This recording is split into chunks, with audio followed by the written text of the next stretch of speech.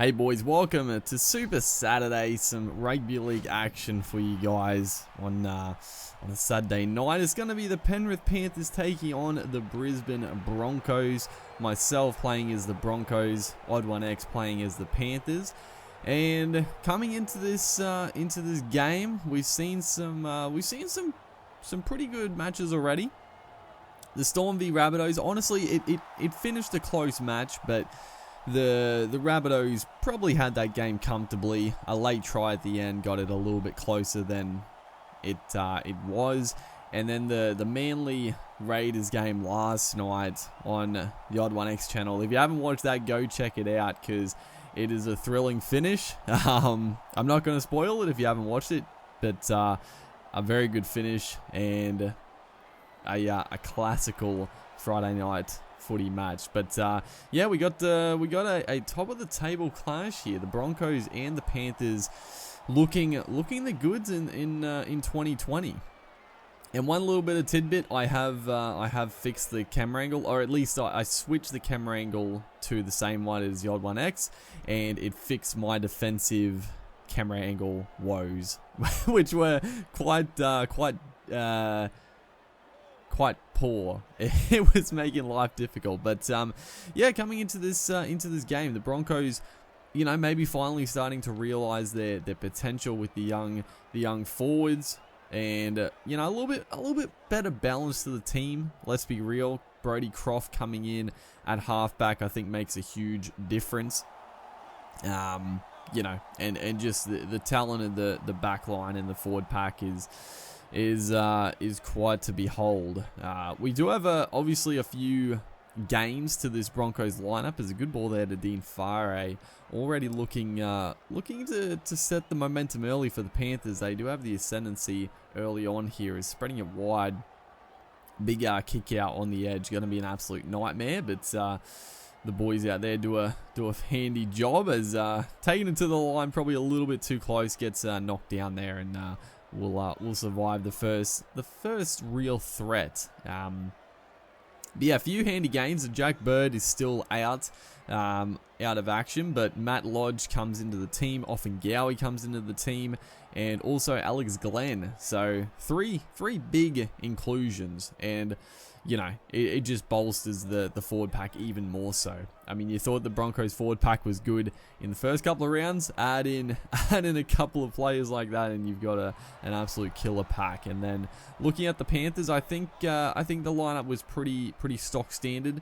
And a lot of questions mark coming into this season. I think honestly, a lot of people probably wouldn't have written off the Panthers, but I think a lot of question marks for sure. I mean, would Cleary stand up in the absence of Maloney? Would a lot of their young forwards, you know, be able to cope in the pressure? There's beautiful work here. Brett Naden, a bit of a standout last year, starting the season strongly as well. As we crush out the line as Apikoris takes a high shot. Not great defense at all. A little bit eager to put a big hit on, and just giving away an early penalty. So it gives the Panthers a great opportunity to press the attack early here. Apikoris, a great recruit for the Panthers, just adding that extra spark. It's a beautiful inside ball, and it's going to be James Tarmo scoring the first try. That was a little bit too easy.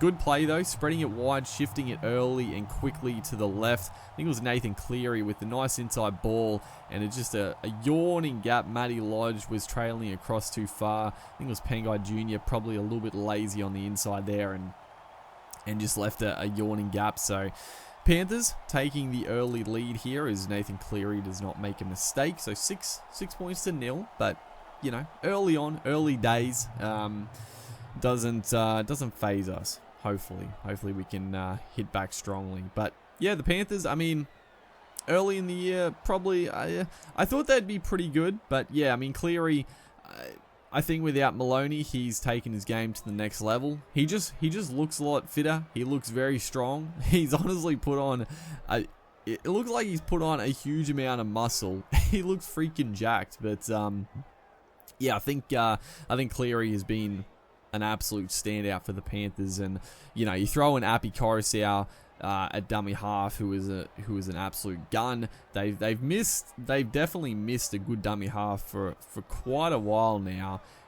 So yeah, throw Coruscant in and throw the forward pack of bloody Kickow, Yo, Fisher Harris, Martin, Tamo. It's a quality pack. So there's great work there. Jake Turpin, the star for the Bronx. Very, very nice to see him getting a start again with McCulloch on the bench. But get a nice chance here. It's a nice offload. Although not a nice offload because it is ruled forward. Probably, I mean, fair enough. It was a risky one, getting driven back in the tackle. It's always fraught with danger. So yeah, just need to clean that up. A little bit of pressure maybe building. We don't want to let that get in our heads. We're only down by 6, so there's no need to throw loose passes. We just have to be nice and consistent as Coruscant here just scoots away from dummy half. We got to be wary. Any quick dummy half, any sort of roll on, and you got to be very, very wary out of dummy half. Thankfully, I mean, Damien Cook in that Thursday night game didn't really get a chance to work his magic, but Appy has the capabilities, not quite the speed, but definitely the agility and tackle breaking ability. As right here, 4th play, Panthers in a very good position to put in an attacking kick. 26 minutes in, it's going to be Luai, but a great bit of work there. Matty Lodge bursting out of the line to put pressure on Luai, and he just can't get his kick away. So a grinding first half. The Panthers obviously scoring first, but other than that, it's been back and forth as the 1-2 combo of Matt Lodge and Payne Haas up the middle already, well, close to the halfway line on 2 tackles, so looking good. And then followed up Pengai Jr. I mean, that's a tough 3-piece right there. Lodge, Haas, Pengai Jr. shifting it wide. Payne Haas again. I mean, he's known for that. He's a big boy, but he's got a huge motor on him, taking 2 hit-ups in the set. And again, it's gone back to Matt Lodge. A beautiful ball, actually, from, who was that? Maybe... was it Croft? Potentially, but a great ball to Lodge. It's going to be Brody Croft putting in the kick to himself, and he is going to score the first try for the Broncos and the second try of this game. I mean, that was just... hopefully that's a sign of things to come. Just the big boys absolutely rolling through the middle of the field, and... you know, if there's one thing you don't want to do is let the Broncos forwards get on top and start to get the momentum, because that was nasty for the Panthers defensive line. They were just getting absolutely mowed down. So, you know, a great set of 6 finished off with a good little kick from Croft. He's got that about him. He's he was always sort of pipped as the next Cooper Cronk, and I feel like he's been fairly unfairly maligned. I think Brody Croft is a very good player, and I honestly think he's been very harshly criticized over his time. And I'm very happy he's at the Broncos, and he's just got that. He's got the same composure of a Cronk. Obviously, less so in his early stages, but he's got the composure. He's got the speed. He's got the kicking game. He's got all the attributes. He just needs to find his place. And I think that the Broncos could be his spot. You know, there's obviously a lot of pressure going to the Broncos, but you know, he's had that pressure on his shoulders for a long time now, so it's nothing really new for him. As Tommy Flegler, absolute gun to start the year. He's obviously been pushed to the bench, which, you know, it was a tough decision for sure, because Flegler, like I said, was just huge for us. As Croft again here showing his pace getting into the backfield, but you know, having that impact off the bench. I mean, Flegler, he's got the leg speed, he's got the strength, and he's just got that X factor about him. I wouldn't be surprised if he gets an Origin call up this year. He's just got something special about him. But you know, push to the bench just to provide that spark, because the Panthers probably going to get last throw of the dice here before the halftime break. I think it's probably a good time for the Panthers to get into halftime. I think they were starting to get a little bit fatigued. I think our big boys were starting to get on top of them. But you know, anything can happen here as Dean Fare, a nice ball, but he gets dragged down there. So it looks like this is going to peter out to a 6-all halftime score as Luai spreads it wide to Cleary. Cleary, nice ball to Brett Naden. Unfortunately, Toto sort of came in. If he held his wing, it would have been dangerous, and then tried a little Hail Mary there, and it gets called forward. So, you know, get into the sheds, boys. That's enough footy for one half. 6-all. Again, a tight affair here. But reiterating, I think we definitely had the ascendancy in the back end. The Panthers, the first 20 minutes, first 20-25, the Panthers had the momentum, and then the last stanza of that half, we definitely got the ascendancy. So, you know, it's gonna be a tough second half, and that's not the start you want. Isaiah Yoke there getting straight through. So, yeah, we wanted to come out and fire up, but look at that beautiful ball, Viliami Kikau, just an absolute nightmare to tackle. Thankfully, he hasn't got involved too much in the game as now Leota. So the Panthers have got a bit of a rev up. I think the coach saw that we were getting on top in the second half, and he's given it to the Panthers boys. Probably from that try. I mean, we ran them ragged, ran straight through them. So they've come out fired up in the second half and made 64 meters. That's not what we want, but hopefully that's a little bit of a wake-up call to our boys to, you know, this is a game. This is not going to be a cruise control in this second half. We have to show the same intensity as we did in the later stages of the first half. But you know, just stay composed. We got plenty of time. We showed we could do it as Alex Glenn here off the bench. Beautiful run, great ball. Anthony Milford looking to link left, but he takes the tackle. Probably a good idea is now McCulloch on the field. Nice little switch of play. Katoni Staggs, he's one boy we definitely need to get involved in the match because he is an absolute gun. So try to get him the ball as much as possible as Milford puts in a booming kick downfield, but it's going to go out on the full. That is a huge momentum changer right there. It was a good chance for a 40-20. We struck it beautifully, absolutely belted it, but I was looking for the wind to bring it back a bit more than it did, and yeah, unfortunately, that's a big moment in this match. We need to defend it, and this is where games are made. This is where games are made, and this is where games are won. If we can defend our line here, show that we've got the defensive capabilities, and it'll go a long way to just put the pressure on the Panthers, you know, because we've got the points. I feel confident if we can hold the footy and get our even share. I think we got the points, but unfortunately a high tackle.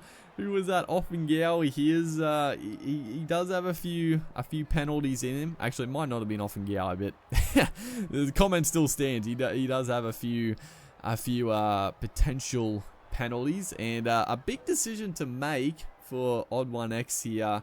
And it looks like he is going to take the 2 points, which, you know, easy 2 points on offer. A very tight contest. It's probably a smart decision to take the 2.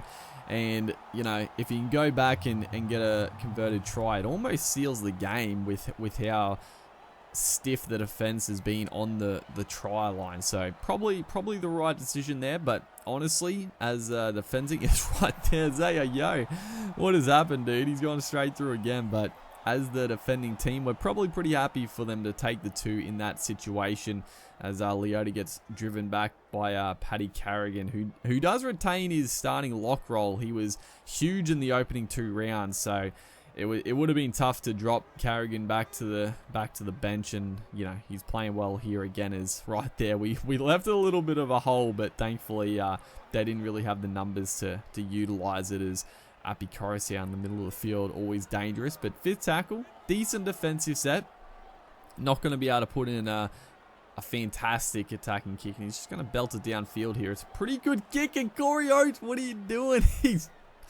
Oh, my heart was in my mouth for a second there. Being a coach, dude, it's not easy work. Corey Oates, what are you doing, son?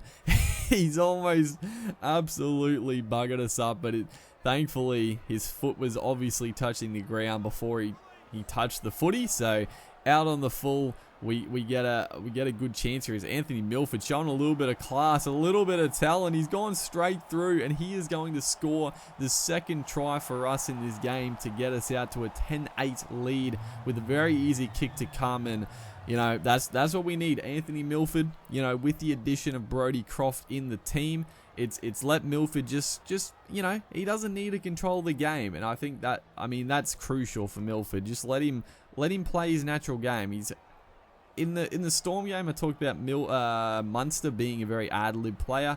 You know, sees what's in front of him and plays it. And I mean, that's what you want Milford to do. You want him running the footy. You want him taking the line on and just playing with his instincts. You know what? You want him to play his natural footy game. And right there, that's a great example. A few tied forwards, 58 minutes into the game. It's been a hard slog in the middle. Both forwards have just been sort of dominating each other with ball in hand. But yeah, Milford just taking a little bit of control there. So a 12-8 lead is a very nervous lead for sure. As Payne Haas again makes good ground. He's been, you know, Mr. Consistent. Payne Haas has been huge for us as Milford puts in a great kick downfield. The wind was obviously not great for us, but you know, that's playing the possession game. That's playing the territory game. First tackle, nearly up to the 40-meter line, not the best, but it's still it's a great tactic. You know, kick early. We didn't want to risk a potential charge down try. We just wanted to get it out of our end. With Dean Farah, he's been pretty dangerous. Not noted as a real attacking threat. He's got some skill, but he's more a defensive center. But he's looked pretty good in this game so far. Is Isaiah Yeo also very, very solid in this match, standing up to the Broncos forward packers. Josh Mansour gets the offload back to Luai. Could have been dangerous, but fifth tackle again in pretty good position to put up probably a bomb here. It's going to go up to Capewell. He's spread it wide. Nathan Cleary, he gets in the way. What is happening here? Kick out onto Brian To'o down the sideline, puts in the chip and chase. Payne Haas has done it again. He's got back. He's scrambled back and absolutely saved the day. That would have been an absolute nightmare of a try to concede, because he was scrambled mode for a second there. Cleary one of his players got in his way as Payne Haas again. My God, what an absolute monster, dude. He takes the chip and chase on his try line, just covering back just in case, and then he's there for the second tough hit up of the set of six. So this is great run, Darius Boyd turning back the clock, if you don't mind. We needed that really badly. We were struggling to get out of our end, and Darius Boyd comes up with a massive run as we try to kick it downfield. Again, the wind against us is not helping us at all, but what a bit of play, dude. If we win this game, Payne Haas, he's man of the match. Without doubt, he's man of the match. He might not get it with the stats. I don't know who's really dominated the run meters and stuff, but Payne Haas, with that effort alone, you know, that's player of the match in my books. Isaiah Yeo, again, he's probably been the Panthers' best. Isaiah Yeo with Coruscant has also been very, very exciting. It's a great ball there. Liam Martin gets the great offload to James Tarmo. We're not out of the woods yet, boys. This is going to come down to the absolute wire. Api Coruscant, he's got Cleary, he's got Luai, he's gone to Isaiah Yeo takes the last play. He's going to get tackled there. I don't know if that was a misdirected pass or trying a little off-guard tactic. I'm not too sure, but we'll take it nonetheless as Jermaine Azarko gets taken down there. And all we have to do here is wind down the clock. Just make sure we don't drop it. As Paddy Carrigan takes a tough one. Milford, I mean, we want him to play exciting. That was a nifty pass, but it was a tricky one to take. But Carrigan, he's a reliable player. He takes it, thankfully. As our third play here, back to Jermaine Azarko. Just nice easy work here. Not going to kick it on fourth. We just want to control the footy. Darius Boyd now gets taken down fifth and last. We should just kick the ball out, but you know, we love to finish on a high note, so we're going to spread it wide here. Tony Staggs, beautiful ball. Corey Oates down the sideline, gets the pass back to Penguy Jr. Penguy gets the offload. It's going to be, oh, I thought it was going to be picked up by the Penny Panthers, but there we have it, boys. We get the W. Brisbane Broncos, not a comfortable win, but a win nonetheless. Hopefully you guys are enjoying the series. It's been a lot of fun so far, and yeah, a thrilling finish once again. Just yeah, these matches are really turning into quite the contest. So yeah, hopefully boys are enjoying. Make sure you stay tuned for Sunday afternoon. I'm not sure when ODD1X is uploading, but I'm assuming sometime Sunday afternoon there will be a huge Sunday Channel 9 game. So make sure you like and comments, and I'll see you in the next one.